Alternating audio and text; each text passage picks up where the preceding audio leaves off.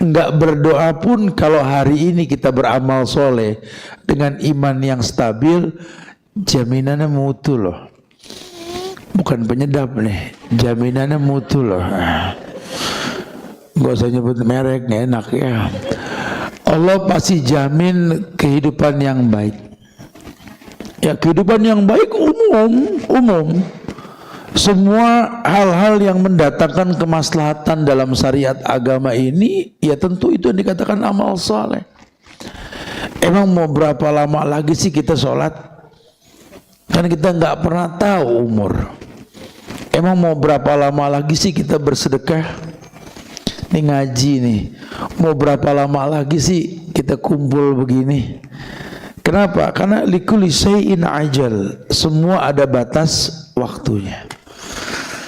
Saya sih kalau udah mulai semangat berangkat pagi sebelum saya kasih video pendek di jalan kena macet apa ini gitu ya biar sekedar suasana kita selalu berteman kapanpun. Oh iya Ustadz gini enggak, demi Allah enggak mau viral gitu ya, cuma menginformasikan bahwa jangan merasa capek dalam belajar, karena ustadznya juga enggak boleh capek untuk mengajar gitu ya.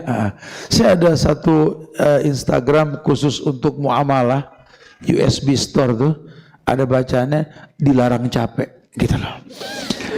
Karena memang hidup ini melelahkan. Saya tuh terpincut dengan hadis Nabi yang mengatakan mustari wa mustaru anhu. Oh, sampai sekarang saya jatuh cinta sama tuh hadis.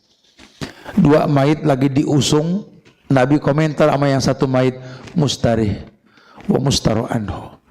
Di mayit yang satu Nabi mengatakan mustarih, ini orang yang capek dari dunia, dari fitnah dunia. Ini orang yang lelah, hidupnya dicari salah, dicari kurang saja sama orang, tapi dia terus istiqomah dalam berbuat kebaikan sampai kematian mendatangi dia. Maka Nabi mengatakan mustarih, ini orang capek ini. Yang satu lagi lewat tuh mayit, wa mustaru anhu, kata Nabi. Beda nih, mustari wa mustaru anhu. Kalau wa mustaru anhu siapa ya Rasulullah? Orang yang Allah sengaja bikin dunia istirahat dari dia gitu loh. Jadi pas dia mati nih yang kedua, kata orang-orang, mati juga deh ya Allah gitu. Tuh yang mudah-mudahan kita nggak tergolong yang kedua ya, insya Allah ya, supaya tetap semangat lah dalam menggapai kemuliaan ya. Nah ini sengaja ayat itu selalu jadi mukaddimah bahasan kita dengan harapan kita menjadi orang yang prospektif, berpikir sesuatu yang baik buat yang akan datang, tapi nggak maksa Tuhan. Karena amal soleh itu kan bukan paksaan. Kita kan udah terlalu sering maksa Tuhan. Ya Allah, dengarkanlah aku, maksa tuh. Ya Allah, jawablah doaku, maksa itu kan itu. Ya Allah, kalau enggak nih hari mati besok saya gitu kan. Atau apalah bahasa kita ya, itu maksa semua. Hei, hidup ini sudah ditakdirkan. Kita cuma ngejalanin takdir, bukan pengen nuntut Tuhan untuk paham yang kita mau. Kan udah sering juga diingetin Allah takdirkan manusia 50.000 tahun sebelum tercipta langit dan bumi. Khalas, imani itu. Tapi kalau takdir yang telah ditakdirkan dihembuskan ketika bayi berusia 4 bulan atau 40 hari yang ketiga, yursalu alhil malaik wa yuktabu bi arba'i kalimat bikatbi rizki wa ajalihi wa amalihi sakiyun aw sa'idun. Ya, ini kita udah nggak bisa komplain. Cuma kalau memang kita rasa kayaknya Ustaz, aku merasa lelah deh, khawatir hari ini yang berat besok berulang, boleh kita minta sama Allah besok lebih baik ketimbang hari ini ya. Karena Nabi juga ngedoain kita besok biar baikan. Kata Nabi, Allahumma barik li ummati fi bukuriha, ya Allah berikanlah keberkahan pada umatku besok pagi. Belum terjadi tuh ya. Kenapa? Karena banyak sekali kenyataan dalam hidup ini umat Muhammad nggak dapat berkah. Jangan dibilang berkah itu cuma buat orang kaya yang nggak berkah juga banyak. Jangan dibilang nih kesulitan cuma buat orang miskin. Kadang kemiskinan mendatangkan keberkahan. Sampai kadang-kadang nggak bingung aja kita merangkai katanya, cuman itu yang kita rasa tat. Ya Allah Ustaz, dulu zaman lagi susah tat, aduh masya Allah rumah sempit, jalan juga miring-miring kayak gang senggol kita. Piring kadang-kadang makan sepiring berdua tat, masya Allah indah banget tuh hidup. Sekarang rumah lega, jalan gak usah miring. Piring apa yang saya nggak punya, dari yang ceper, pirek, lonjong semua saya punya tat. Tapi isinya bengkelai doang, betul gak? Kalau dipikir-pikir Ustaz, ya Allah Ustaz, saya keadaan begini mendingan apa? Mendingan begini tapi enak kan begitu ya. So ngulang lagi dari awal gitu. Cuma nggak bisa ngemas kata aja kita untuk itu gitu ya. Tapi nggak usah khawatir, masa depannya akan datang itu tergantung apa yang kita perbuat pada hari ini. Makanya sering dibilang juga mayazro yahsud. Siapa yang nanam, dia pasti manen. Ya, kamu pengen apa sih? Pengen mangga. Ya, ada dua cara. Yang pertama cari duit, beli. Jangan minta kan gitu. Yang kedua, tanam pohon, petik. Sama-sama punya judulnya. Tapi kalau kita punya duit, bangga bisa beli mangga. Apalagi yang pakai stiker tuh. Bangga sekarang kan dibedain kan stiker sama itu ya. Padahal mah tukangnya juga yang nempelin. Kita aja korban stiker. Emang selalu jadi kasus korban emos gitu. Dapat stiker mulu. Iya, banggalah punya duit bisa beliin orang tua mangga yang pakai stiker. Bangga, anak minta mangga kita bawa ini, bawa lu tuh beli mangga yang ada stikernya. Gak usah ngiri sama orang tua temen. Orang tua temen mah gak ada stikernya. Anak saya kalau di rumah gitu ngomong, Buya yang pakai stiker tar sih bilang gitu. Salah tempel ya, Hello Kitty. Ini apaan nih gitu stiker. Ya, jujur loh. Tapi bu ya, metik mangga dari pohon yang kita tanam ketika sudah matang lebih nikmat ketimbang beli. Susah diuntai dengan kata-kata yazro yahsud. Itu hidup dan itu pasti terjadi. Maka Allah mengatakan falanuhyiyannahu hayatan thayyibah, Allah pasti berikan kehidupan yang baik. Nah Allah kalau sudah pakai bahasa lam taukid dan nun taukid, ada dua penekanan ya dalam satu kata, udah nggak bakal bohong. Allah mah nggak bakal dusta. Nah, tapi kalau kenyataannya saya nggak merasakan yang dijanjikan, lu yang salah berarti. Bukan Tuhan yang disalahkan. Tuhan nggak pernah salah. Wa marabbuka bizolamin lil abid. Kamunya yang kadang-kadang pengen mateng karbitan. Lalu nggak ada yang kenal, tinggal gue udah ganti status mulu pengen viral. Sabelu kan gitu. Foto sama anak pegang piala biar dunia tahu, kata dunia ini siapa sih kan begitu. Ya kali orang tahu just info, takut ada yang nyari nih gue lagi ngambil rapot anak kan begitu ya. Ya boleh orang tahu, memang dikasih tahu kalau nggak tahu kan. Tapi kan kalau hukum asal orang nggak tahu mau ngapain? Nggak ada untungnya sama sekali. Gara-gara cuma cat rumah diganti, cetret aja foto biar viral, biar orang tahu rumah gue sekarang warna krem gitu loh. Astagfirullahaladzim, subhanallah. Sepatu baru dipoto cetret ya, jadi status sepatu Akoh new. Yeah. Kata orang yang lihat tetap aja ukurannya 37, kecil banget kayak gitu. Jangan. Ya, ini kita nggak pengen viral lah. Ya. Apa sih manfaatnya? Nggak ada manfaatnya. Min husnil islamil mar'i tarkuhu ma la ya'nihi. Bentuk kesempurnaan Islam seseorang itu ketika meninggalkan sesuatu yang nggak bermanfaat. Manfaatnya apa? Kalau nggak ada manfaatnya ya sudah. Jangan lakukan sesuatu yang memang nggak mendatangkan manfaat. Kenapa? Karena menginformasikan kurangnya kesempurnaan iman, kurangnya kesempurnaan Islam itu sendiri. Karena kan bahasa Nabi tadi, min husnil islamil mar'i tarkuhu ma la ya'nihi.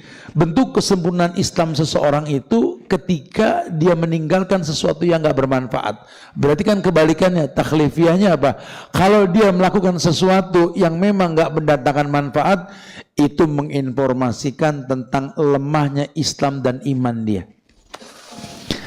Ya kayak kita ngelihat orang siang-siang pada ngeloneng di bawah pohon ya, ngegosip aja ngipas, yang atuh ngecek-ngecek WA orang begini, diem. Ya kita mah nggak usah pakai nanya nih orang Islam imannya lemah, kayak masih panjang waktunya gitu loh. Cuma ngobrol, ngumpul, ngomongin orang, atau di kafe cia, ada yang nyeruput kopi, ngeliatin orang masuk keluar. Apalagi orang laki dimuter-muter batang rokok tuh. Yeah. Panjang umur kali ini orang. Jangan. Ini kita, ya Allah, la ta'lamu ma'a'lamu la dahiktum qalilan la bakaitum kasiran, kata Rasul. Kalau kalian tahu yang aku ketahui, kalian sedikit tertawa banyak menangis. Ayolah isma syi'ta, hidup terserah kalian, jangan tegang-tegang banget. Hidup ini asik. Tapi kata Nabi, kalau kamu tahu yang aku tahu, kamu sedikit tertawa banyak menangis. Malaikat maut mendatangi badan anak Adam 11 kali dalam satu hari. Tuh yang suka cekikik, no, malaikat maut lagi ngeliatin, biarin. Karena lagi ngegosip, lagi ngomongin orang, biarin, kita pur dulu lah, biarin. Nah, mau tahu sampai kapan sih ini orang gitulah. Nggak tobat jadi kolektor dosa mulu. Sampai Nabi pernah mengatakan begini, atadruna mal muflis. Kita bahas di yang lampau ini. Kalian tahu gak siapa tuh yang dibilang muflis? Muflis itu bahasa Arab, bahasa kita bokeh, bangkrut. Nah, ya macam-macam bahasa kita, pokoknya begitulah kurang lebih. Jadi muflis. Kalau kita lagi ngomong-ngomong orang Arab, Madidafi ya akhi indaka fulus wallah ma adri ana muflis. Keren ya, muflis. Kayaknya keren, berarti bokeh, artinya gitu ya. Cakep juga nih buat nama anak. Jangan. Anak lu yang ketiga siapa namanya? Muflis. Astagfirullah. Ya, muflis itu bokeh artinya ya, orang yang enggak punya apa-apa. Atadruna mal muflis? Qalu al-muflis fina man la dirham lahu wala mata. Kata orang yang ditanya sama Nabi, apa itu muflis? Mereka nyaut, muflis itu yang kita tahu yang memang enggak punya dirham, yang enggak la mata, enggak punya mata. Mata itu sesuatu yang buat dinikmatin, harta. Ya enggak punya mobil, motor, rumah, enggak ada. Al-muflis kita, arafna kita cuma tahunya begitu. Al-muflis man la dirhama wala mata. Kata Nabi, faqala innal muflis, bukan itu, man min ummati yati yaumal qiyamah bis shalah wa siyamin wa zakatin wa yati qad syatama hadha wa qadhafa hadha wa akala mala hadha wa safaqa dama hadha wa daraba hadha fayu'ta hadha min hasanati. Orang muflis itu kata Nabi, ya, dari umatku itu orang yang hari kiamat nanti bawa pahala sholat, dia juga bawa pahala zakat, infak, sedekah, dia juga datang membawa sekian banyak kebaikan. Kemudian dia juga membawa ya'ti qad syatama hadza, di mana dia juga datang membawa kezaliman. Wa qadhafa hadza, di mana dia juga pernah qadhafa hadza, pernah mencaci maki seseorang. Ya. Kemudian dia juga pernah wa qadhafa wa akala mal hadza, suka ngambil harta orang, enggak ngomong. Baik itu nyolong maupun minjem ogah bayar. Sama itu. Lah gua kan nggak nyolong, cuma minjem, namun gak bayar, namanya nyolong. Begitu bahasa agama, akala mala hadza. Ini nanti di akhirat dia pun dikatakan zolim. Kenapa? Karena dia ngambil harta orang. Saya kan bukan nyolong, tapi ke situ minjem mau gak bayar. Ya, bahasa Nabi begitu. Wasafa qadama, kemudian kamu juga menumpahkan darah seseorang. Wa daraba hadza, kadang-kadang kamu mukul. Nah, yang suka mukul nih. Bukan cuma mukul orang yang seukuran badan dan usia, mukul anak. Tuh. Yang suka mukul anak, anak dipukul dia nggak bakal bisa bales. Bu, dengerin ya. Anak itu wajib merasakan kekerasan bukan kekejaman. Beda nih antara keras dan kejam nih beda nih. Jangan samain ya. Anak kalau pengen jadi orang mesti merasakan kekerasan. Kekerasan itu dalam artian tegas. Pokoknya mama nggak mau tahu subuh berjamaah di masjid, titik. Mama nggak mau tahu bangun pagi sebelum subuh mandi. Mama pokoknya nggak pengen kamu pulang terlambat, titik. Mama pengen kamu pulang rapikan kamar. Mama pengen kamu jadi anak begini, titik. Itu keras. Pengen jadi orang, gituin anak. Dia harus tahu mama punya tanggung jawab membentuk dia menjadi anak yang mulia. Bukan kejam. Kalau kejam mengambil hak dia. Anak umur 7 tahun dia nggak sholat gebukin, itu kejam. Ya, anak disuruh ngambil ini nggak nurut, sambit, itu kejam. Atau mungkin kita fitnah pasangan anak kita, provokasi anak supaya berpisah, kejam. Kejam itu beda dengan keras. Ya, jangan diterjemahkan. Makanya orang yang suka mukul zalim di akhirat. Fayu'ta hadza min hasanati. Kemudian Allah ambil semua kebaikan-kebaikan yang dia perbuat, sholat, zakat, berbuat baik tadi, untuk nutupin kezoliman yang dia perbuat sama orang lain. Wa hadza min hasanati. Nih dari kebaikan dia ambil. Fa'in faniyat hasanatuhu qabla ayyuqda ma'alihi ukhidha min khatayakum faturhiat alaihi summa turhiya finnar. Maka ketika nanti sudah enggak ada kebaikan dia yang diambil karena kezoliman yang pernah dia perbuat, baru dia masuk ke dalam neraka. Itu yang dibilang muflis. Ya, rugi. Kalau muflis di dunia lain, punya anak enggak soleh, itu muflis. Kalau muflis di dunia itu punya harta cuma hasil riba. Kelihatannya punya, cuma la yakumuna illa kama yakumul ladzi yatakhabbatu syaitan minal mas li'annahu akilur riba. Orang rugi itu orang yang kelihatannya punya tapi bangun paginya hidupnya itu kayak orang yang enggak sempurna, enggak beraturan. Kenapa? Karena dia pemakan riba. Semua hasil riba. Bukan dia nggak tahu, kalau dia nggak tahu nggak ada hukum buat orang yang nggak tahu sampai dikasih tahu. Tapi dia orang yang tahu, cuma minta dispensasi Tuhan karena nggak ada solusi. Hidupnya selalu pakai bahasa darurat. Nggak ada solusi, Tat. Coba Ustadz pikirin, kita suruh pusing urusan dia. Kamu dia cari gara-gara. Nggak ada solusi, Tat. Makanya kalau menurut aku. Ini udah yang terbaik, Tat, daripada nyolong. Innalillah. Kok mencuri lebih baik, makan riba lebih baik daripada mencuri? Mencuri dosa besar, riba lebih besar. Mencuri potong tangan. Kalau riba zina sama orang tua, beratan mana tuh? Ya dua-duanya berat. Cuma kan lebih berat zina sama orang tua, betul gak? Bagaimana kita bisa bilang darurat rutin? Nggak ada darurat rutin. Ya, mesti diislah. Habis saya bingung, Tat.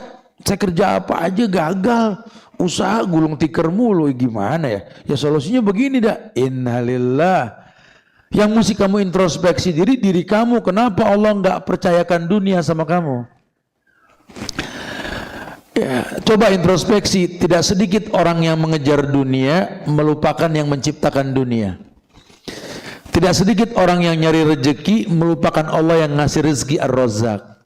Itu permasalahannya di situ. Ya, karena baik buruk sesuatu menurut kita bukan menurut Allah. Ini yang mesti dikritisi nih. Nah, di bahasan kita yang ke-64 itu kan digabung dengan yang ke-65, ya, tidak mengolok-olok orang lain, jauh dari sikap bangga, tidak menyukai popularitas. Ya, saya kedepankan ini. Kadang-kadang ini zaman orang suka numpang ngetop dengan cara mencari aib orang. Ya gampang lah kita kalau pengen cari follower, orang pengen dengar omongan kita, ya follower kita ini cukup kita hembuskan fitnah. Orang-orang yang pengen tahu aja urusan orang nih serius terus. Iya kipu, ya. Jadi ini hari gini gampang banget kalau pengen viral gampang. Tapi kita kasih dulu kan nggak mau viral kan. Nggak mau viral ini karena nggak pengen jadi rujukan orang untuk aib orang lain. Yang dibilang beruntung itu kan orang yang sibuk sama aib dirinya bukan aib orang lain. Tuba liman sagola aibuhu an uyubin nas. Yang beruntung itu yang sibuk dengan aib dirinya sendiri bukan aib orang lain. Ya mendingan kita nggak pengen tahu urusan orang udah. Urusan kita aja belum beres-beres. Emang udah berapa juz hafalan? Emang udah berapa ribu hadis yang dibaca? Kok segitunya pengen tahu urusan orang? Emang udah mantep yakin anak udah soleh-soleha? Yakin suami udah gak makan riba, di luar udah gak macem-macem? Yakin rumah tangga bahtera yang dikatakan baiti jannati? Yakin? Kalau belum yakin ngapain sibuk sama aib orang? Makanya gak ada keberuntungan. Kan yang dibilang beruntung kan umum. Pantesan usahanya gak pernah maju, gak beruntung. Ya itu yang gak dia tinggalin. Saya tuh bingung banget Ustaz. Saya tuh nungguin toko. Saya kan punya toko Tat. Saya tungguin Tat dari pagi sampai sore kagak ada yang beli. Ya terus ngapa jadi cerita kalau nggak beli? Dan laku kalau ngomong gitu lah. Masalahnya Tat saya juga bingung nih. Herannya tiap pulang ke rumah bebenah rapi sholat apa dah kita cek WA baru banyak yang mesen online. Hati saya ngomong lah, gue ngapain nungguin di toko kalau begitu mendingan online aja. Nggak begitu cara berpikirnya. Muhasabah diri, apa yang membuat orang nggak demen datang ke toko? Karena dari zaman dulu orang belanja ke toko bukan ke handphone, betul? Kita kan digedein di kampung, orang tua kita punya warung. Orang belanja ke warung bukan ke handphone. Dulu mah aneh orang ngomong sama handphone, gue beli dong. Kenapa itu orang? Sekarang semua begitu orang. Akhirnya punya kritisi ternyata oh iya benar. Kemarin kajian di Al-Hilyah Rumil saya dengar Ustadz ngomong kata Nabi innar rajula la yurmu rizqa bi dzambin yusibu. Orang terhalang dari rezekinya karena maksiat yang dia rutinkan. Ternyata di toko tersebut sambil nunggu orang belanja dia suka ngegosip. Ada grup WA. Lo lagi di mana? Gue lagi di toko nih. Lo tahu gak sini nih tuh? Nggak usah angkat tangan, nggak usah jadi biasa-biasa aja, biasa-biasa aja. Semua aib diobrolin di toko situ, dosa gak? Nabi bilang orang terhalang dari rezekinya karena maksiat yang dia rutinkan. Dan itu dari pagi tuh sampai sore. Pulang ke rumah karena memang nggak ada hasil manusia down up-nya ke Tuhan langsung. Sampai rumah ya Allah astagfirullahaladzim ya Allah capek banget nih hari. Istighfar gak? Istighfar. Zikir petang maul amsayna wa amsa muluk lillah walhamdulillah belum hafal ke betul. Allahumma bika amsayna wa bika asbana. Karena tuh buku yang dibawa-bawa kemana-mana nggak hafal-hafal kan itu ya. Habis baca zikir sore baru tuh online. Ya Allah banyak yang mesen. Kenapa tuh? Terhalangnya sudah hilang halangan. Paham gak nih? Iya itu kalau kita muhasabah diri. Ya subhanallah. Ibu nemuin anak aja kalau habis sholat maghrib masih bekas mukena. Itu kan beda suasananya. Nyambut laki pulang telat habis sholat isya masih pakai mukena, beda tenangnya. Sama ibu baru pulang belanja nemuin laki.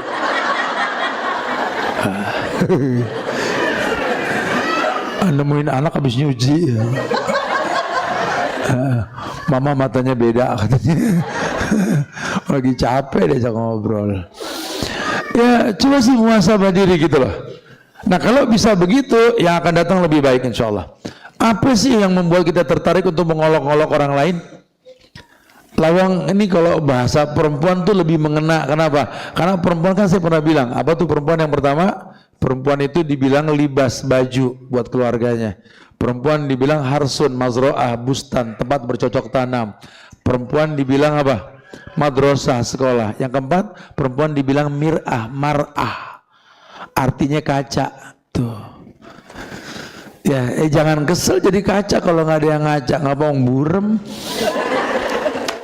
Kamu kenapa nggak suka ngaca di sana? Remeng muka burem gitu ya.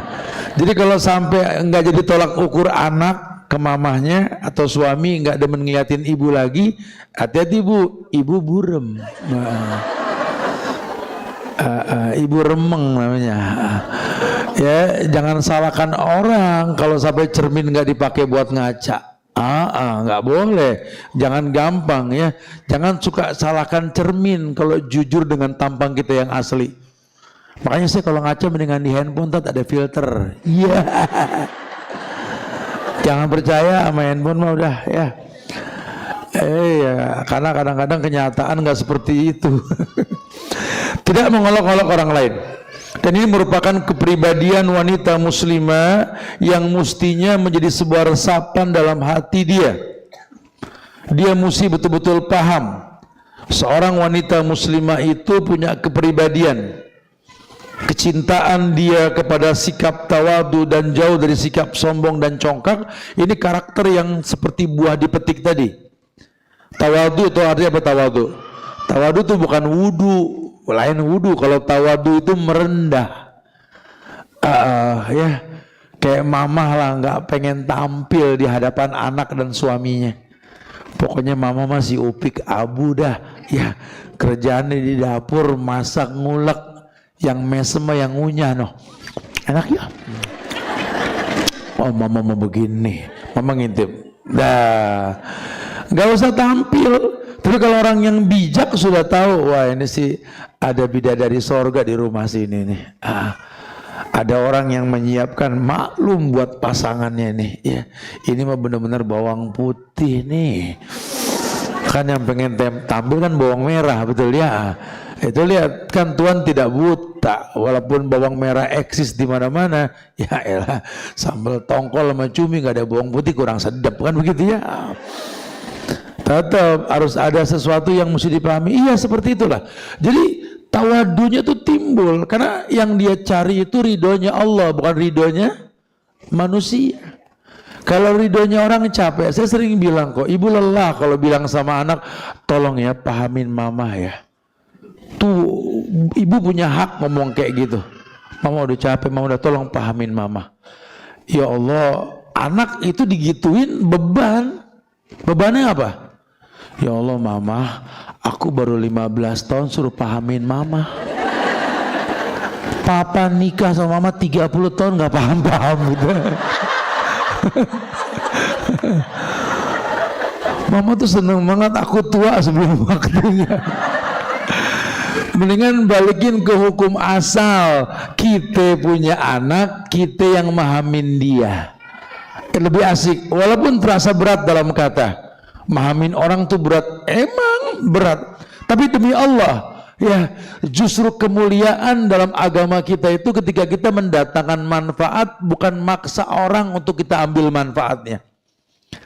Memang punya anak banyak manfaat, tapi tetap berpikirlah bagaimana memberikan manfaat.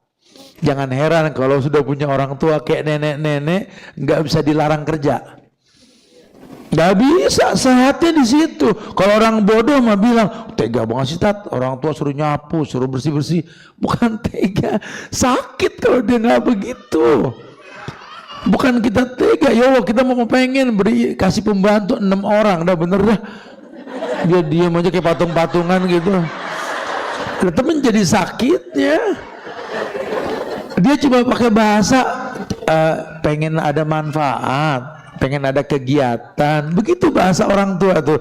Dan itu nggak hina, nggak hina. Memang di situ kesehatan. Yang ke Jogja tuh suka beli kue lopis yang mbok iem tuh. yang antriannya panjang banget. Ya sebenarnya sama antrian satu apa antrian yang 200 juga sama, ujungnya ketemu nenek-nenek juga kita di depan. Ya kalau pakai perasaan nih cucunya pada kemana ya, sampai motongin pakai benang kayak begitu, ya Allah ya. Tapi jadi sehatnya dan dia tahu inilah manfaat. Ini malah kayak Syekh Albani waktu mau meninggal, ya banyak muridnya datang nanya sanad hadis. Ya Syekh, ini riwayat hadis ini bagaimana? La hada dhaif, hada sahih, hada mursal. Ketika dia menjelang kematiannya. Kalau yang nggak paham, orang sakit tanya-tanya. Itu semangat. Yang nyembuhin kita tuh bukan obat, Allah. Makanya kalau ada orang pesimis, aku tuh kena penyakit belum ada obatnya, Ustaz. Belum ngaji nih orang. Lah terus Nabi ngapain ngomong likuli da'in dawa? Setiap penyakit pasti ada obatnya. Obat itu bukan kapsul, bukan tablet, apalagi puyer, bukan. Obat bukan. Hei, obat tuh Allah, anta syafi, la shifa'a illa shifa'uka, shifa'an la yugaddiru saqaman. Allah itu maha penyembuh, obat itu Allah. Jangan jadi korban merek. Aku mau kalau itu nggak sembuh. Nggak, orang dulu kenal obat itu juga nggak sembuh, nggak ada masalah. Ini anak panas dalam nggak pernah kenal larutan ini larutan itu, nggak pernah. Ya orang dulu mah itu aja Pak, bebakan sana tuh kulit jadi ini tuh direndam jadi, akhirnya diremek, betul lah. Diendekin diminum sembuh. Anak seriawan nggak dibikin bingung, apa biru-biru tuh mulut. Anak orang mau jeding tuh mulut gara-gara gitu doang. Daun saga diambil, kuda ditaruh, beres. Enggak macem-macem. Orang dulu mah kalau lahir pesek dikasih jadam, mancungan dikit. Orang sekarang mah sampai dibikin lurus, semua juta-jutaan. Ini mata nih sekian juta, ini sekian juta. Pengen viral. Emaknya bingung, anak siapa nih? Anak situ. Lah dulu juga begini.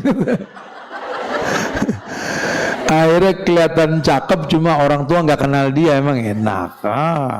Kayak kita sukses, orang tua nggak kenal kita, nggak ada artinya. Kita punya duit banyak, nemuinnya pusara, kuburan, nggak ada artinya. Ya, mumpung masih hidup, kalau bahasa ibu mungkin ibu masak enak buat suami, tapi rohimahullah udah pulang ke rahmatullah, emang enak. Paling enak itu masak ada yang makan, suaminya jelas enak. Masak juga kalau anaknya udah safar ke negeri orang sekolah, nggak enak Bu. Mumpung masih ada Bu, itu ladang amal. Sama saya juga ngajar, gak ada muridnya, emang enak. Saya ngomong sama siapa ini? Enggak enak, ada kerjasama ya, karena hidup ini bukan teori, hidup ini praktek, dan nilai itu ada pada praktek. Kita ini hanya seputar teori, yang ketika kita sudah tahu hukum sebagai laki-laki, enggak berani menegakkan hukum, kita jadi pecundang. Perempuan udah tahu hukum, ngaji, semua didatengin pengajian, udah ngerti, jadi penentang. Tuh kita. Iya sih memang, ya Allah yang ngomong sih, Nabi juga nyontoin, cuma gue nggak demen gitu. Nentang nggak? Nentang. Bapak juga sama loh di atas tuh. Saya bukan nggak berani tat, saya enak sama bini. Nah begitu. Saya takut kalau anak begini, anak begitu, begitu kondisinya. Kita tuh pecundang Pak. Ya. Cuma nulis doang, nih Ustaz cakep nih, cakep nih, cakep. Ya gak ada yang kepake, cakep dari mana? Ibu juga penentang, mau sampai kapan kita punya nilai di sisi Allah? Makanya Allah mengatakan, "Fala ya'lamanallahu alladziina shadaqu wa la ya'lamunal kadzibin." Buat orang yang mempraktekkan hidup karena diuji oleh Allah, mengembalikan semua kepada Allah. Allah pengen tahu siapa di antara kalian yang jujur dalam imannya, siapa yang tidak. Hasiban nas, apakah manusia selalu mengira ayutraku yaqulu amanna wa hum la yuftanun? Apakah semua manusia mengira kalau mereka itu nggak pernah diuji dengan kebaikan iman yang dia punya? Justru Allah uji supaya Quran tuh kepake. Hidup tenang-tenang aja jangan dibilang sukses, gagal. Oh kalau saya sih alhamdulillah Ustaz. Ini setelah habis lulus sekolah, menikah sampai sekarang udah tua nih, kagak ada ujian Tat. Lah kapan naik kelas ya kagak ada ujian. Orang kalau pengen naik kelas ya diuji, bahtera aja nggak mungkin bisa berlayar tanpa gelombang. Rumah tangga nggak jadi kenangan kalau nggak ada masalah di dalamnya, iya kan? Nah dengan ada masalah kita bisa memakai itu ayat. Iya benar, la yukallifullahu nafsan illa wus'aha. Allah nggak uji kita di luar batas kemampuannya Allah. Orang tua paham tuh. Ingat kan dulu waktunya anak begini, anak begitu, udah nggak kebayang dia bakal punya anak begini, punya rumah di sini. Ya Rabbana ma khalaqta hadza batilan subhanaka faqina adzabannar. Tuh. Jadi diuji kuat. Pohon aja kalau nggak dikenain terik panas yang kenceng nggak keluar kembang. Bagaimana mungkin mangga bisa matang pohon kalau nggak kena matahari? Semua makanan di musim panas yang terik pasti manis. Kenapa? Karena ujiannya keras. Nah tukang bika Ambon tanya Dano. Ada Kang Bika Ambon di sini. Kalau saya orang detail pengen tahu, Kang Bika Ambon itu kalau pengen tahu enak ya Bika Ambon atau ini rendang deh. Ada orang Padang di sini. Kalau rendang kan kelapanya kalau kelapa jatuh bukan kelapa dipaksa tua, lain betul. Wow, masya Allah kulitnya nggak dibuang biar timbul warna. Subhanallah, pindang telur saja. Kalau berambangnya itu belum waktunya panen, nggak bakal berubah warna. Kan pakai kulit bawang merah, betul? Kok jadi ngomongin masakan sih? Ya. Saya cuma pengen nyontohin, maksudnya apa-apa itu yang mateng gitu loh.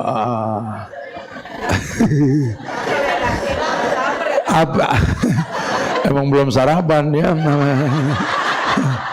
Janjian sama Pak Riki nggak jadi, telat saya tadi. Gara-gara saya ngeliat ada anak muda bawa keripik. Saya kan orang kalau ngeliat gitu, aduh pelipir kenalan sama anak muda. Lu bisa aja pagi-pagi bawa keripik, siapa yang masak nih? Saya Pak. Wah Masya Allah, punya home production punya. Langsung kepikiran berapa orang yang kerja di sono. Ada sekitar 20 orangan Pak. Wah Masya Allah. Saya bisa datang nggak? Bisa. Saya bisa ini, bisa. Otak saya langsung kajian. Gitu loh. Bukan untung ya, karena saya pikir ini karena Islam nggak sampai ke sana. Mukadimahnya apa? Tahabu, saling memberi hadiah timbul cinta. Apa tahadunya? Saya kata reken keripik semua, reken berapa nih? Sekian, mau ada kerjaan nggak? Apa? Nih, saya bagi, saya bayar semua. Bagiin orang no Jumatan, saya kata gitu. Tujuannya apa? Supaya besok ketemu lagi dia mesem noyong borong no jano. Kajian dah, kan begitu ya. Otak kita tuh akhirat bukan dunia. Nah ngapain masih bisa bikin keripik juga nih otak agak sempat udah. Ya, tapi selalu ada sesuatu yang Allah deketin kita untuk bisa membuka pintu sorga gitu loh. Makanya kalau terlatih kita berpikir bagaimana mendatangkan manfaat. Wow. Kalau nggak percaya bongkar no, di bawah jok motor saya no, ada sampel sambal tongkol, sambal cumi, sambal teri no.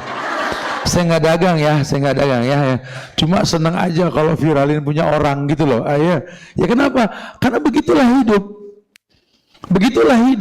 Bagaimana mendatangkan manfaat? Garam nggak pengen viral, tapi orang mana yang bisa makan tanpa garam? Nggak usah nonjol. Kadang hidup memang seperti itu. Makanya kok sempet-sempetnya kita sibuk sama aib orang. Sementara peluang hidup yang nggak berulang ini Allah berikan, kita nggak mau ngambil. Udah sering dibilang, lan tarjiyal ayyamul lati madat. Lan tarjiyal ayyamul lati madat. Tidak akan pernah hari-hari ini berulang kembali, nggak akan pernah. Ya. Waktu ini nggak berulang dan Allah kasih kesempatan hari ini, besok belum tentu. Enggak sama. Maka saya bilang tadi, ada anak muda lewat bawa keripik, besok ketemu belum tentu. So lewat sono apa namanya Depok tuh motong tuh Citayam kalau lagi macet mau ke arah Jakarta Timur tuh. Ya, melihat ada orang buru-buru nih bawa saya pepet ada bacaan baslok nih. Ya belum syar'i, cuma nggak salah belum sampai hukum. Saya suka tuh karena saya suka makan gitu-gitu kalau lagi lewat ya. Saya berhenti, saya bilang saya ngomong gini-gini, terus malah nangis. Saya bilang kenapa nangis? Ya Allah, betul ya Allah Pak ya, kenapa? Saya ini lagi nyari uang buat anak mau beli obat nggak ada gini. Ya Karim, ya Rahman, ya Rahim. Ini orang tua mikirin anak sakit dengan beresiko dengan menjual sesuatu yang belum tentu ada yang beli gitu loh. Ini kan hidup ini kan masya Allah buat kita kan tuh kesempatan yang nggak berulang. Apa besok saya bisa ngetem di sono di Tol Iskandar pinggiran saya ngomong gitu. Ngapain Tad? Gunungin Kang Cilok belum tentu lewat. Iya makanya kata Abdullah bin Umar, ida amsayta fala tantazirus soba wa ida asbahta fala tantaziril masa. Kalau sore ada kesempatan berbuat baik, lakuin. Jangan nunggu besok pagi, nggak ada yang jamin ketemu lagi itu masalah. Atau mungkin umur kita nggak sampai pagi. Di pagi hari ada kesempatan berbuat baik, langsung kalau kita sanggup. Jangan tunggu sore. Udah, nggak bakal miskin. Mana kosot sodakotum mimalin, pegang akad sama Tuhan. Kata Tuhan, tidak akan pernah kurang harta karena sedekah. Gak akan pernah kurang. Kita cuma ketitipan. Kadang kita kasih orang semua yang membutuhkan, nggak jadi miskin, Allah bakal ganti. Nggak usah pakai sisa-sisa kalau memang dibutuhin. Ini orang kita megang duit misalkan 100 ribu. Ini orang memang butuh obat harganya 100 ribu, kasih semua. Jangan kita kurangin 95, ya nggak kebeli obat. Ya kurang 5 ribu, kurang goceng kan gitu ya. Kasih semuanya 10 ribu, 100 ribu kasih. Nanti Allah bakal ganti. Tapi jangan diterjemahkan kalau sedekah semua. Ini kan kebutuhan, urgensinya apa? Karena ada juga ustadz yang ngajarin katanya kalau orang sedekah itu kayak orang buang hajat, jangan disisain, keluarin semua. Ya nggak bisa begitu ya. Urgensinya apa? Kayak suami ke istri, akad. Saya punya gaji sekian, ya saya kasih kamu sekian, itu akad. Dan gak usah perlu tahu sisanya kemana. Dia punya orang tua, dia punya saudara, dia punya ini, dia punya itu. Tolong jangan sampai di otak atik. Kita cuma bicara akad. Mungkin sisa uangnya dia mau ngasih orang miskin atau apa. Atau mungkin contoh tadi, mungkin suami Anda tipe orang yang kayak si Ustadz, ngelihat gini. Itu kan butuh dana. Tapi karena itu kata Allah, kutitipkan dunia untukmu. Karena bahasa Allah, nahnu narzukukum wa iyahum. Kami cuma minta tolong nitipin dunia untuk mereka melalui kamu gitu loh. Makin banyak yang kamu jamin, makin banyak titipan kami ke kamu kata Allah. Karena kamu pusatnya mata rantai kehidupan. Otak ini bukan cuma mikirin ngambil keuntungan dari orang, bukan. Lebih daripada itu bagaimana mendatangkan keuntungan. Biarin orang ngelihat kita kayak mesin ATM, tiap ngelihat kita pengen gesrek aja, biarin lebih baik begitu ketimbang orang kesian sama kita. Ya kalau sama orang mah kita mah pura-pura kuat aja, apalagi kita orang laki. Aduh Pak, dengerin Pak, pura-pura kuat. Laki-laki mah jangan banyak ngeluh Pak, curhat, gonta ganti status profil udah. Laki-laki mah nggak sosialita Pak. Ya, laki-laki mah betul-betul memang tertakdirkan oleh Allah dengan fisik yang kuat untuk menaklukkan dunia. Dalam rangka apa? Mencukupi, menjamin, memuliakan rumah tangga. Tolong yang di rumah layani dia. Dia orang yang lelah. Dia orang yang capek. Dia orang yang cuma pura-pura kuat. Dia orang yang demi Allah membayangkan di akhirat nanti akan banyak tanggung jawab di pundak dia. Karena jangankan 100.000 satu kesalahan perempuan, wallahi suami yang nanggung. Tapi 1000 kesalahan laki-laki tidak satu pun ditanggung oleh perempuan, berat jadi dia. Ya makanya kita support untuk seperti itu. Jadi jangan kita luangkan waktu untuk ngolok-ngolok orang, untuk mengambil keuntungan, jangan ya. Akhirnya sumber fitnahnya kita, memang semua orang jadi tahu kita dengan fitnah yang kita timbulkan, jangan. Kita nggak mengolok-ngolok, tapi kamu menginspirasi orang untuk mengolok-ngolok. Hari gini kan gitu. Tuh kayak tontonan-tontonan banyak apa ustadz-ustadz dadakan di sosial media tuh, bahkan ngaku bisa ngomong bahasa semut, bahasa jin, bahasa ini ya. Kan kita tahu kita juga bukan orang bodoh nih, pinter kagak kelihatan kan? Iya gak? Nah, tapi kan jadinya akhirnya menginspirasi orang untuk mengolok-olok. Followernya naik. Followernya naik. Ya hari gini siapa yang nggak pengen lihat orang bisa ngomong sama semut? Ya hari gini siapa yang nggak pengen tahu orang yang bisa ngomong bahasa jin, bisa ngomong bahasa ini bahasa itu, walaupun nggak bener, cuma kan sosial media kan membangkitkan kita untuk penasaran. Kalau setiap satu orang penasaran, 200 juta penduduk Indonesia penasaran, ya 200 juta follower buat dia. Ya jangan heran, akhirnya akan tercetak model kayak dia yang banyak, punya sekolah, punya lulusan, jebolannya banyak muridnya. Yang cium kaki guru, anak SMA cium tangan kiai, emang mahram? Emang boleh? Itu yang terjadi sekarang. Terkecoh kita dengan sosial media, cuma karena pengen viral. Ini ya Allah nih handphone, subhanallah. Fitnahnya kuat banget. Kita belum tentu kuat ngadepin fitnah dajjal. Fitnah handphone aja kita udah kalah. Gimana fitnah dajjal? Makanya kata Nabi, kalau nanti kamu tahu dajjal sudah datang, ikat istrimu di tiang dalam rumah, kata Rasul. Ibu nggak bakal ngalamin deh bu, tapi bocorannya gitu. Pokoknya kalau nanti dajjal datang, kata Nabi, ikat istrimu di tiang dalam rumahmu. Kenapa Ustaz kita yang diikat? Nggak bakal kuat, pasti demen sama dajjal. Sekarang ibu bilang enggak, dajjal kan pengkor. Matanya meletus satu, giginya jarang, botak lagi, cacat. Tapi berjalan seperti angin, punya dunia dan isinya. Iya, siapa yang nggak mau? Ini belum sampai dajjal aja, ibu-ibu bisa seminggu nggak ada handphone. Koyok mulu, mandi jidat. Sampai anak bilang, mama ngapa mah banyak layar tancap di pala itu mah. Handphone nggak ada. Orang kajian aja nih pada panik, ada yang panik pucut, ngapa sih kayak tegang banget, makanya Ustaznya kan seru, nggak ada tegang-tegang itu. HP ketinggalan.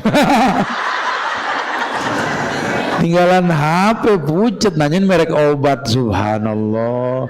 Itu belum fitnah dajjal tuh. Belum fitnah dajjal. Udah kepancing gitu.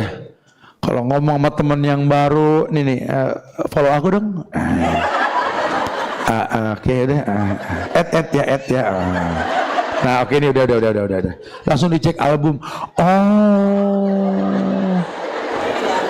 Oh lakinya si Ono deh.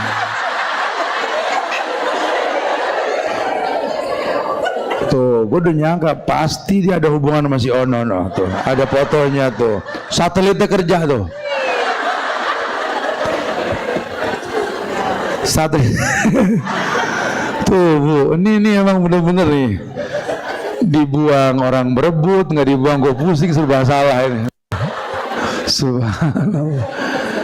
Ya, aduh bu, orang dibikin betul-betul sama handphone bener dah. Ada yang jatuh cinta cuma gara-gara gambar kembang. Ada yang deg-degan baca WA karena love-nya goyang. Astagfirullahaladzim. Aduh bu, cemen banget. Jatuh cinta sama emos. Subhanallah. Ini belum fitnah dajjal nih, baru fitnah HP gitu udah begini ya. Makanya bu, jangan sampai nggak datang ke Al-Hilya Rumil kajian. Biar kata itu tempat nggak muat, kita punya masjid nih legaan. Tapi lama-lama masjid ngalah ke sono. Orang semua isinya.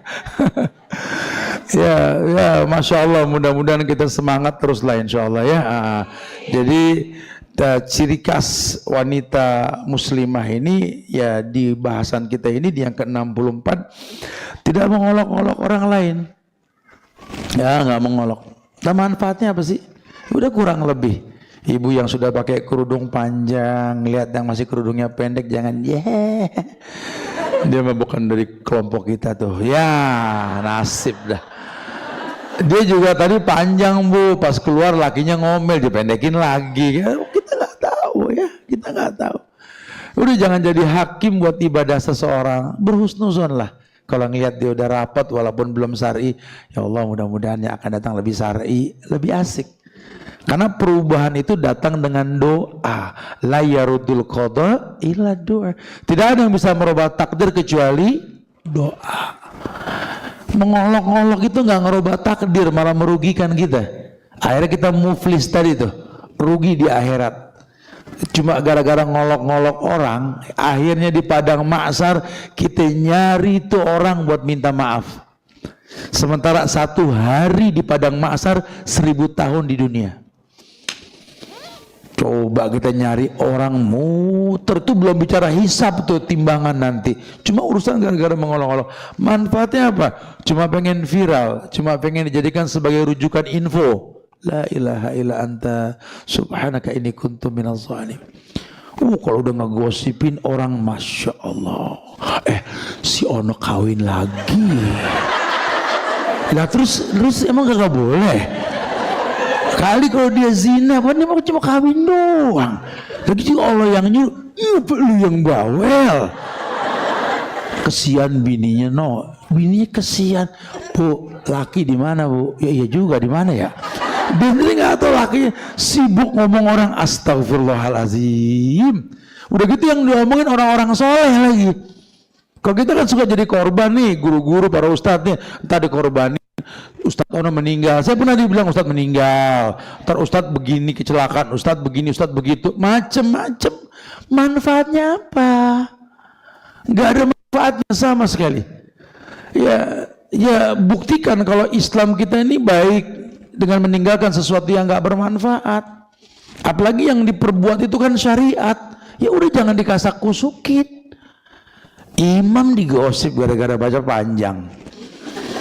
Imam yang kemarin ya, gak demen sama dia nih kalau baca panjang. Gak tahu dia guru tajwid, cuma gak jadi begitu, dia jadi imam sih kan panjang bener. Ya Allah, ya Allah. Udah belum tentu bener tuh imam baca panjang lagi, gara-gara kemarin dia trauma baca panjang. Padahal kemarin baca panjang emang makmum bilang, nih lagi banyak penghafal Quran, tolong imamin yang panjang, Al-Baqarah sampai habis, kan gitu ya.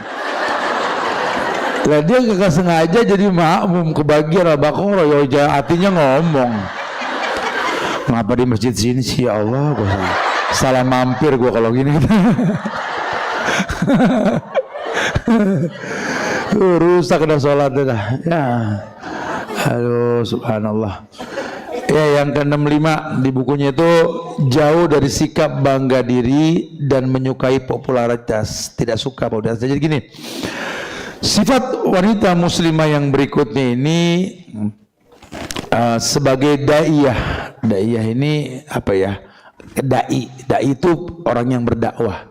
Kalau perempuan daiyah, ya karena pakai tamar butoh. Kan saya suka bilang kalau Jones, jomblo ngenes, Jones laki-laki, kalau perempuan Jonesah. Pakai tamar butoh. Ya, dai itu orang yang ngajak kepada kebaikan. Nah, waman ahsanu qaulan mimman da'a ilallah. Dai. Kalau daiyah, orang yang ngajak kepada kebaikan. Dan perempuan itu diidentikan dengan kata daiyah. Karena perempuan itu di rumah ngajak anak yang baik-baik. Makanya kita suka ngomel, udah kalau mama kamu ngomong ikutin, insya Allah baik. Karena kita tahu jam terbang si mama pengen yang baik-baik. Apalagi mama tahu pengalaman hidup, makin hari makin lemah, makin hari makin butuh anak, iya kan? Perempuan kan makin hari kan makin frigid, makin dingin. Sama laki pada akhirnya udah deh masing-masing. Pada akhirnya begitu kan? Anak segalanya buat perempuan. Anak segalanya. Terserah dia pada mau kemana, yang penting mama jangan ditinggalin. Mama selalu ngomong kayak gitu. Makanya sejak muda dia menjadi daiyah, mengajak anak-anaknya untuk jadi anak yang soleh-soleha, supaya nanti dia tahu bahwa yang dibutuhkan orang tua itu doa anak yang soleh, bukan anak yang tajir, bukan anak yang ganteng, anak yang celebrate, bukan anak yang viral, bukan anak yang soleh. Dan anak soleh di TK PAUD manapun kalau dibilang anak soleh siap, betul lah. Siap artinya siap mah, nggak boleh kata tidak buat orang tua itu. lagi ceramah di atas mimbar ya untuk urusan yang sunnah. Orang tua manggil, ulama turun dari mimbar. Da'atni ummi intazarni suwayya, tunggu sebentar. Ada apa mah? Ya udah nanti gini aja. Naik lagi mimbar, taib istimrar. Dia terusin dakwah. Orang tua manggil, break sebentar. Begitu dunia. Harus sepenting apapun dunia manggil kita, nih keramat dunia lebih penting. Ibu daiyah, Bu. Siapa anak ibu yang udah kerja? Walaupun ibu lebih kaya ketimbang anak ibu, suruh dia kasih ibu tiap Jumat. Kasih mama. Kan mama udah banyak duitnya, ya emang dari dulu kan itu. Cuma kalau mau berkah, kasih orang tua. Itu keras, Bu, bukan kejam. Keras. Tapi kan aku sudah nikah, kasih mama, baru istri. Didik. Karena nggak ada bekas orang tua, bekas pasangan ada. Itu keras, tapi benar. Dan memang itu yang dikatakan keramat dunia. Kita mau pergi, orang tua yang tahu duluan. Kita mau pulang, orang tua yang dengar duluan. Kalau kita mengedepankan yang mendatangkan keberkahan, Allah kasih berkah hidup kita. Ditambah doa Nabi, barik li ummati fi bukuriha, berikan berkah pada umatku di pagi hari. Berkah. Ah, itu yang kita pengen seperti itu. Ya, makanya daiyah, wanita muslimah ini mesti berakhlak dengan akhlak Islami. Dan dikatakan di sini tadi tawadu, kemudian realistis, jujur, tidak merasa tinggi dan tidak menipu daya gitu ya, tidak dusta, hal-hal yang mendatangkan keburukan tidak. Walaupun sebagai manusia bohong kalau kita nggak punya dosa. Cuma kita berusaha untuk nggak berbuat dosa. Kayak ginilah. Ibu kan pegel sama anak main handphone mulu depan ibu ya. Coba Bu biasakan ibu jangan megang handphone depan anak, coba deh. Nanti anak akan terbiasa. Kalau sama mama nggak ada handphone. Ya, anak kita itu makhluk yang suka melihat ketimbang mendengar. Nah kalau dia mendengar, kadang-kadang untaian kata kita berbeda tergantung emosi kan. Coba biasakan. Kita pengen anak kita rapi, tolong rapi kalau ketemu anak. Kita pengen punya anak yang disiplin. Kalau dia ke kamar kita, jangan sampai ngelihat kamar berantakan. Kita mesti disiplin. Kita pengen nyuruh anak habis makan yang bersih, yang rapi. Nah, biarin dia tonton kita sisa makanan di meja makan, kita rapihin, kita bersih, kita cuci piring, kita taruh. Sehari 2 hari mungkin kita lelah, merasa jadi pembantu. Tapi kesananya kita telah mencontohkan yang baik. Man dalla ala khairin falahu mislu ajri fa'il. Orang yang menunjukkan pada kebaikan akan mendapatkan pahala sebanyak orang yang berbuat kebaikan. Begitu saja sudah. Ya kayak model kita kalau kajian, saya suka bilang sama teman-teman, udah jangan lelah, kita datang duluan, orang belum datang jangan lelah, nggak apa-apa. Nanti ke depannya orang bakal lihat, oh kalau si fulan si on time, gitu loh. Seperti begitu cara kita mendidik, karena kita hidup di zaman yang orang suka melihat bukan mendengar. Dalam semua hal, ya berdagang gitu. Jangan ngelihat orang ini bisa ngejual barang ambil keuntungan, berpikir sedekah. Jangan eman untuk ngasih sampel, kasih orang, biar orang tahu. Sekarang gimana kita mau bisa orang beli kalau orang nggak tahu rasa yang kita jual gitu loh. Ya kan kita cuma teori yang kita tahu nih coklat enak nih begini dah pokoknya gini-gini. Kita belum tahu rasanya kayak gimana. Udah nggak usah ngomong bagiin atu-atu. Karena kan nggak jadi miskin kata Tuhan masalah sedekah tadi kan unfik alek. Nanti orangnya, ini enak banget belinya di mana? Saya jual baru. Jadi bukan udah akad jatuh baru sampel, kasih tahabu. Memang begitulah rumus agama. Makanya ibu kalau umroh haji di Arab nggak nemuin orang nawarin barang kecuali suruh nyobain. Semuanya jarib majanan hada jarib, hada majol, hada tamar nabawi gitu. Cobain. Apalagi kalau ibu mampir ke toko korma, toko coklat tuh ya, kebun korma. Asal kagak begeming kaki kita Bu, ngemil. Disuguhin air teh lagi di belakang kan, serius. Kagak bayar Bu. Apa kita kayak sugar glider kembung itu. Kata Mutoifnya, apa tuh Bu? Coklat gitu. Sekarang kalau berangkat umroh tuh jangan cuma ibadahnya doang. Itu negeri-negeri yang Allah percaya banyak kebaikan. Lihat tuh, di negeri yang air susah sedekah. Kita air banyak medit sama tetangga. Di negeri yang nggak ada buah-buahan gampang. Kita buah di mana-mana kilonya 25.000. Itu. Jadi akhirnya kita nggak berkah. Negeri yang banyak beras nggak berani sedekah. Dulu tahun 45 sampai tahun 57 swasembada beras. Negeri baru merdeka kaya. Malaysia mohon dikirim beras, Thailand mohon, Singapura. Sekarang kita minta dikirimin beras sama Thailand.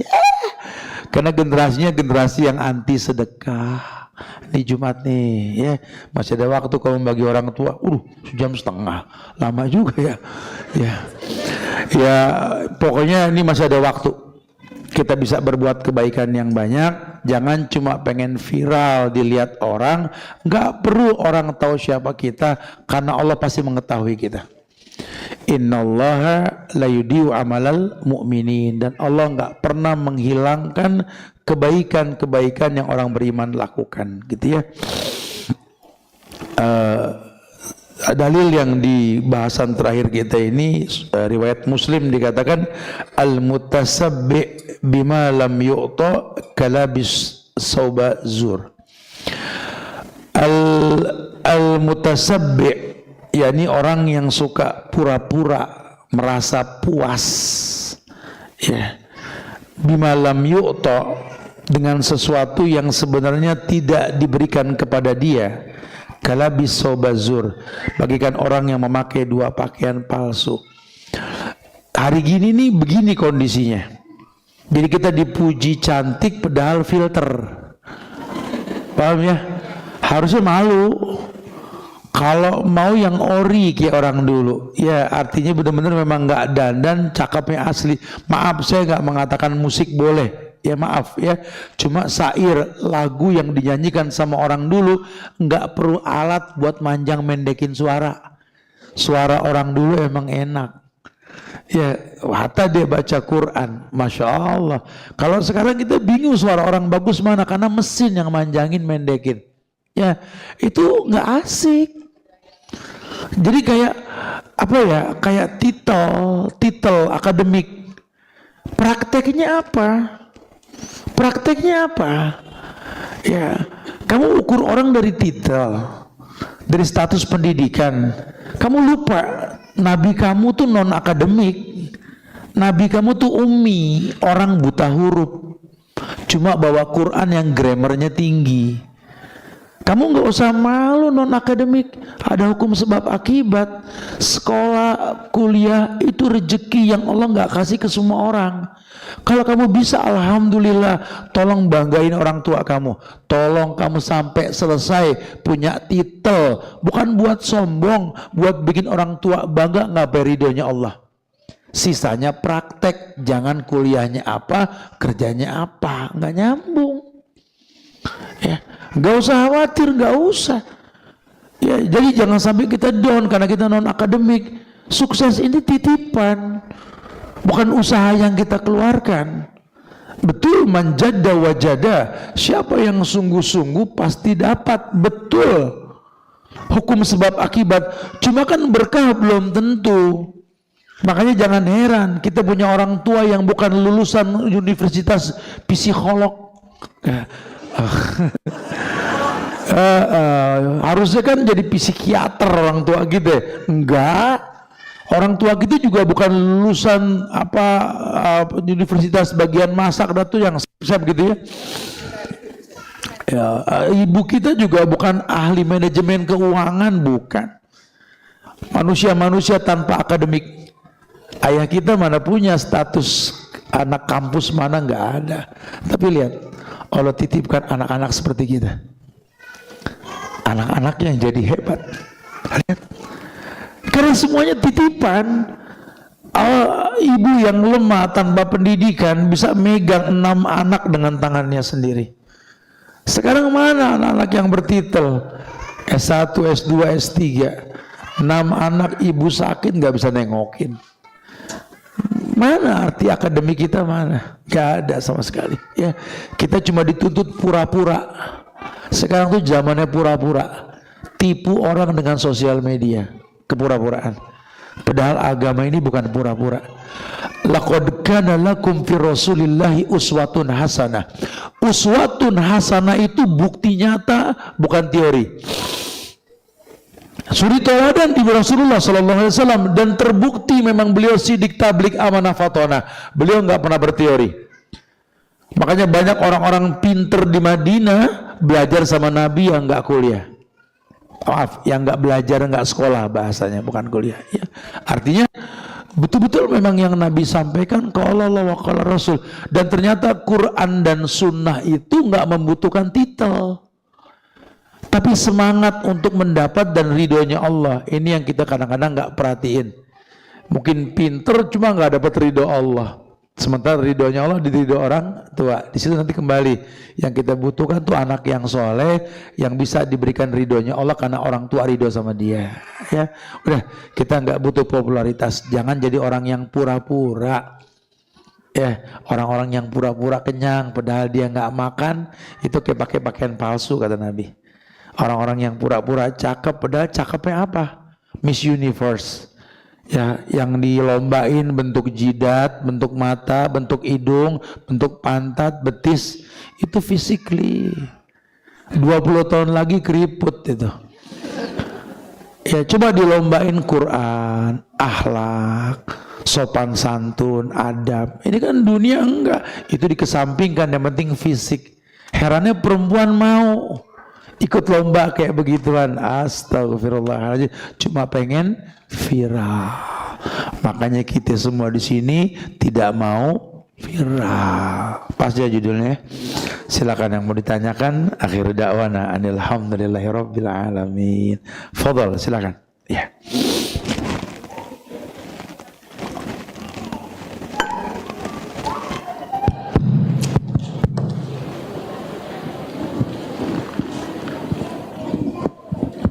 Mana? Ada yang tanya enggak? Atau ada yang menulis di kertas?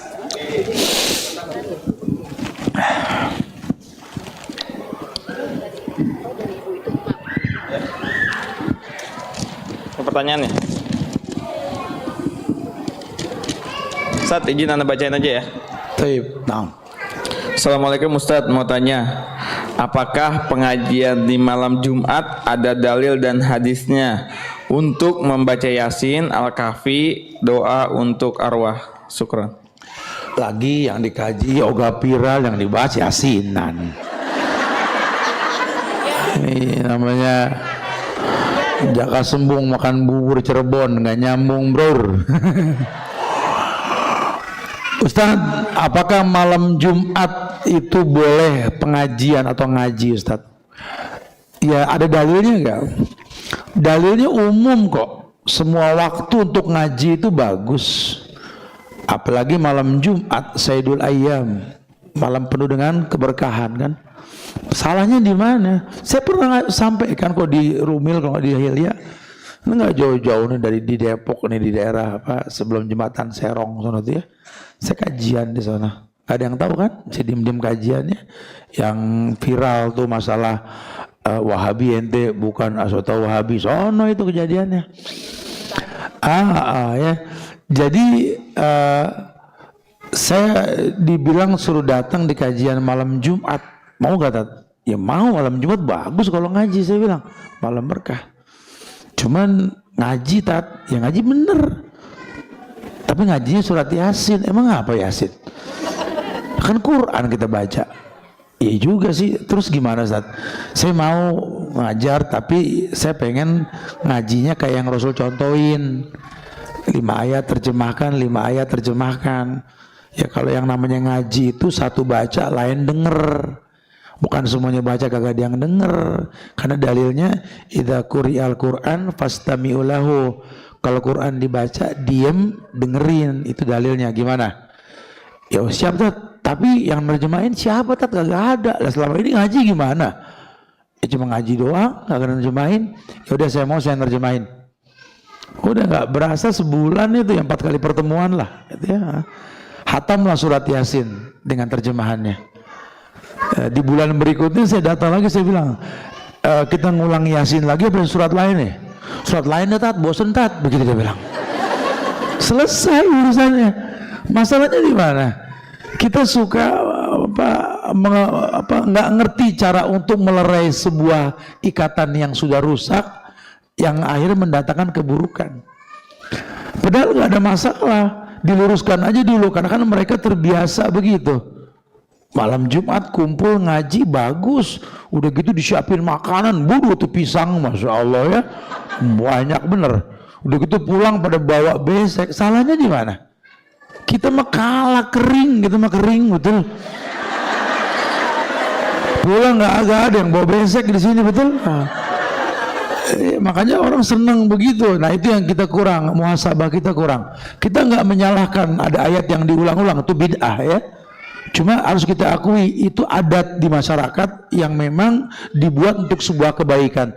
Tinggal dibenerin, tinggal dirapihin. Nanti kalau sudah rapi, ilmu yang akan melarang diri mereka untuk berbuat itu lagi nanti insya Allah.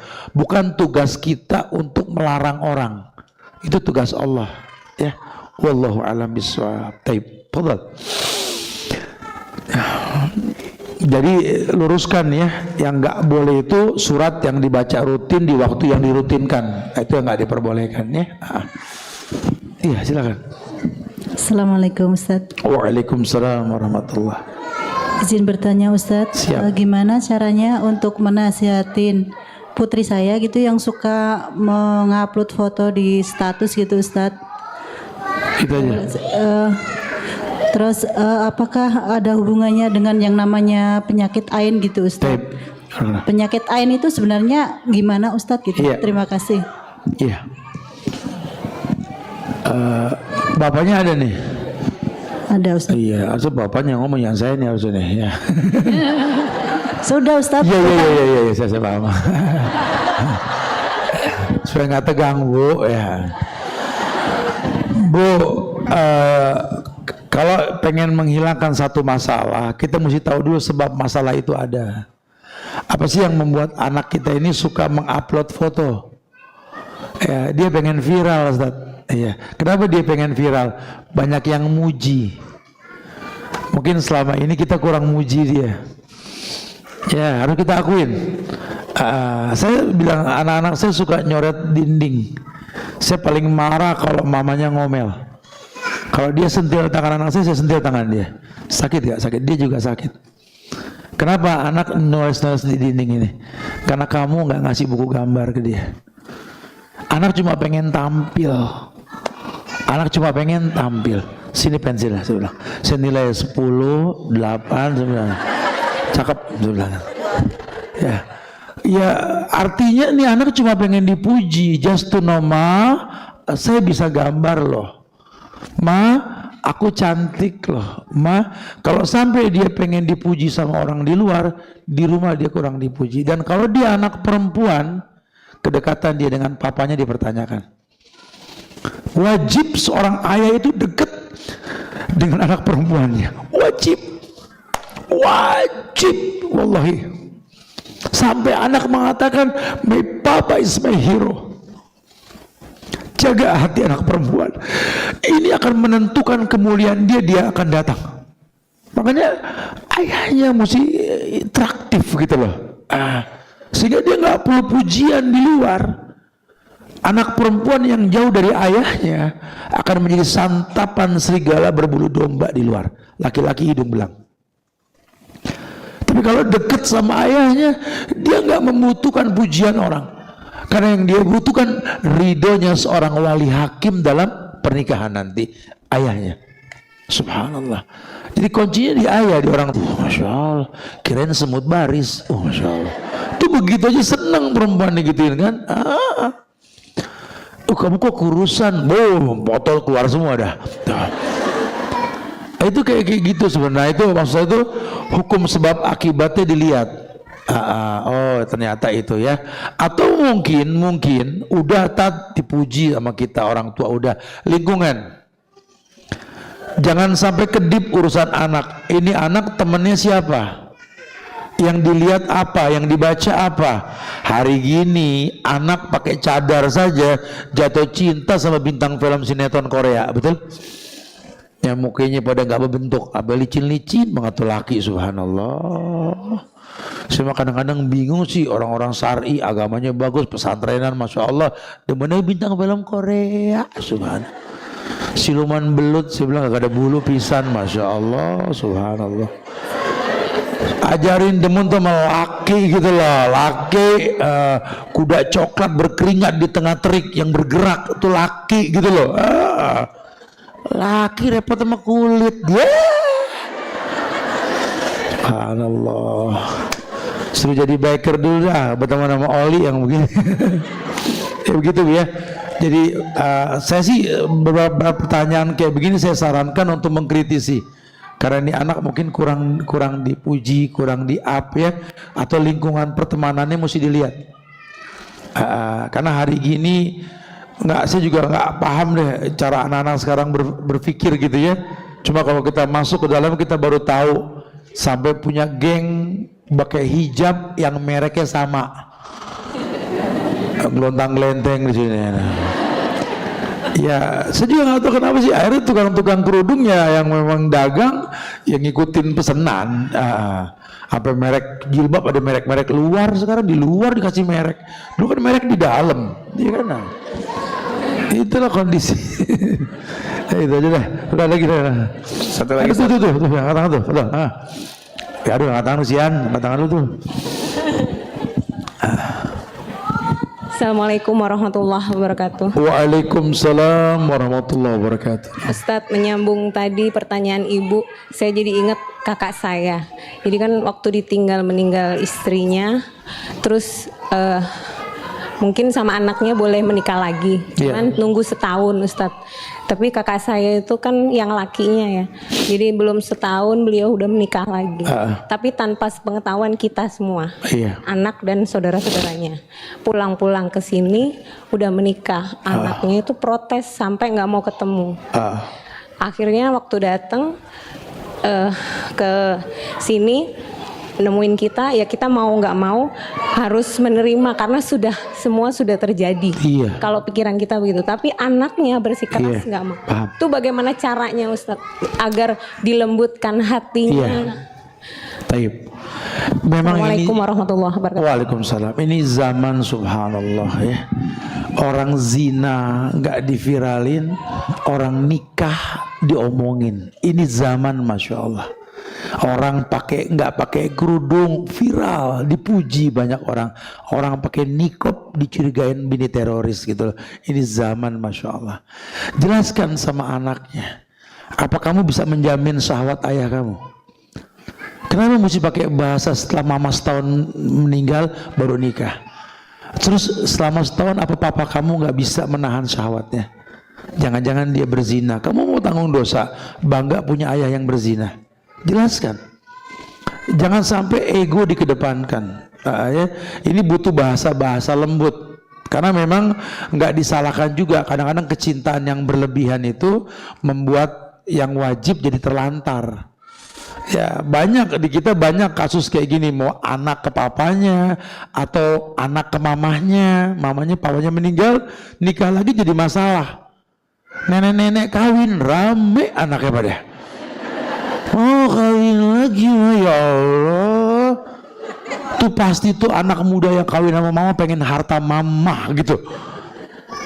Astagfirullahaladzim. Ini mesti dilurusin. Selama memang dia menikah, ada apa dengan nikah?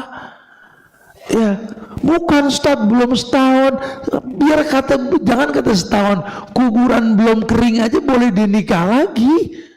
Jangan kata kuburan masih punya bini aja boleh kawin lagi. Betul nggak? Kan bahasanya begitu. Masalahnya di mana? Kecuali kalau dia selingkuh, berzina, bermaksiat, dia minum khamr, dia korupsi, zolim, nyakitin orang, KDART, ini jelas kejahatan. Ini bukan kejahatan, ada masalah. Jelaskan. Jelaskan sama dia. Yang nikah lagi bukan cuma papa kamu. Rasul mencontohkan nikah lagi. Sahabat juga begitu. Abu Thalha istrinya meninggal, nikah lagi sama Salamanya, nikah lagi sama Rumaisah binti Milhan. Sampai dipelajari tuh, janda punya anak nikah nggak boleh bawa anak dititipin kan ke Rasul. Ya jangan buy one get two, buy one get three, bukan gitu ya. Itu diajarin semua. Ada apa dengan pernikahan? Selama memang nikah itu tujuan memperbanyak umat, boleh. Ya mungkin dia nggak nerima aja karena kecintaan yang berlebihan pada keduanya. Tapi ingat, itu cinta yang buta. Ya ini yang di Islam nggak diperbolehkan, cinta buta ya. Wah, udah saatnya lah kita untuk menerima syariat. Ya Allah menjadikan nikah itu solusi bukan tujuan. Tak ada pernikahan, yang ada perzinahan. Ya, makanya laki-laki perempuan yang mau nikah lagi disyariatkan untuk menikah dengan yang lebih baik. Makanya bilang sama anak, papa nikah sama perempuan baik tidak? Kalau sama yang baik, alhamdulillah. Kamu mau ngurusin papa tiap hari, bikinin makan, bikinin minum, enggak kan? Biarin istrinya yang ngurusin. Tugas kamu, tugas kami, tugas kita semua anak ini berbakti, bukan jadi hakim buat orang tua kita. Mumpung masih ada orang tua, jangan dimusuhin, cium tangannya. Karena sebentar lagi daging bangkai yang kita cium. Bau kamper barus, bau kapur barus, bau bidara nanti. Mumpung masih hidup. Ya, ayah kita menikah bukan berzina. Ya, jangan dimusuhin.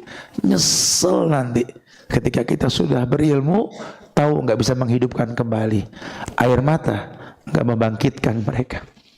Ya Allah alam barakallahu fiik. Nah, ada lagi silakan. Izin Ustaz membacakan. Silakan. Ustaz, bolehkah dan apa hukumnya kalau kita mencari uang dengan cara live di TikTok, mengumpulkan koin dari hasil live yang bisa dirupiahkan, tapi live-nya dominan banyak laki-laki yang masuk atau join? Ya memang sosial media ini kayak rumah tangga sih sebenarnya ya. Kita ngelarang orang yang bukan mahram masuk ke rumah, tapi ke sosial media kita nggak bisa mencegah kan. Wallahu a'lam bishawab. Pokoknya apapun yang menimbulkan syubhat dan keharaman, maka uangnya syubhat dan haram. Saya tahu katanya Ustaz Subhan centang biru lah kemarin ketika kena di sempat di ban sama orangnya, di hack gitu ya. Saya bilang udah hapus aja, kita bikin baru, pusing amat sih. Bukan, khalas. Ya kita nggak pernah ngambil keuntungan seperak pun dari centang ini centang itunya gitu. Kenapa? Karena memang cuma untuk menjadi alat bantu agar yang nggak datang nih bisa lihat.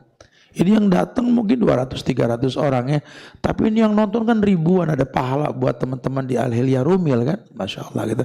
Nah kalau saran saya sih, kalau ada hasil dari sosial media yang di dalamnya banyak bisnis subhatnya, asal jangan dikonsumsi, hindarilah ya. Karena kebaikan yang kita pengen di sisi Allah datang dengan cara yang baik. Yang dikhawatirkan nanti berujung pada keburukan kalau ada kontaminasi. Ya, talbis, namanya talbis, terkolaborasi dengan keburukan. Talbisul haqqo bil batil taktumunal haq wa antum ta'lamun. Ya, wallahu alam bishawab. Ya, harus khutbah Jumat, takut nggak keburu waktu ya. Semoga nanti Allah berikan yang terbaik buat kita. Tetap semangat belajar ibu-ibu Al-Hilya Rumil ya.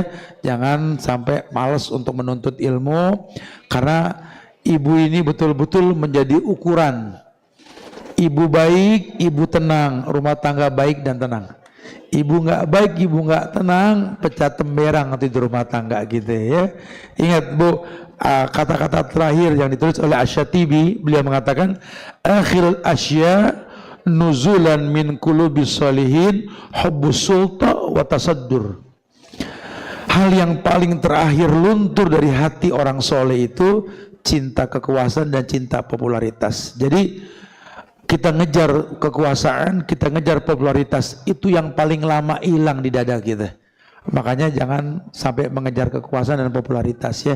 Jadilah orang yang bermanfaat untuk mendapatkan ridhonya Allah. Ya, semoga manfaat insyaallah. Minta maaf kalau ada kekurangan, kesempurnaan hanya milik Allah. Jaga ukhuwah di antara kita, jangan lantas saling mendoakan. Doakan diri kita, keluarga kita, doakan majelis ilmu kita nih Al-Hilya, doakan masjid kita ya. Ini semoga Allah berikan yang terbaik dan doakan pula negeri kita tercinta Indonesia agar dijaga ukhuwah kebangsaannya. Doakan pula saudara kita di Palestina, di Rafah, di Gaza, semoga selalu diberikan kesabaran oleh Allah. Dan semoga Allah jadikan anak-anak kita anak yang soleh, soleha insyaallah ya. Barakallahu fiik. Kita tutup dengan kafaratul majlis. Subhanakallah bihamdika asyhadu an la ilaha illa anta astaghfiruka wa atubu ilaik. Assalamualaikum warahmatullahi wabarakatuh.